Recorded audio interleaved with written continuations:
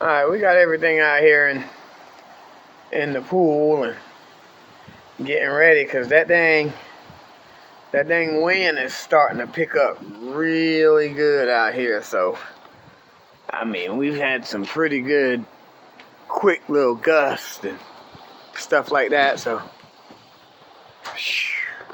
what do you think about it, Nova? You think that storm's gonna get us? Huh? Alright. Pool's getting a little bit dirty. We'll clean that out later, but you guys be careful if you're down here in Florida with me, because we getting some good wind gusts here soon. I mean, it's been coming through pretty heavy at times.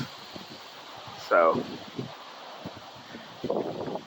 this storm's probably supposed to hit at its peak here, probably like from 3 on to like 7 or something like that. But yeah, we're safe. We're in the safer spot where we'll probably just get a bunch of wind and rain.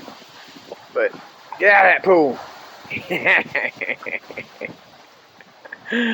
Oh goodness. But y'all be careful out there. I'll give y'all some updates on the casino here tomorrow. Alright, we'll see you soon. It's been Mr. Yo. We out.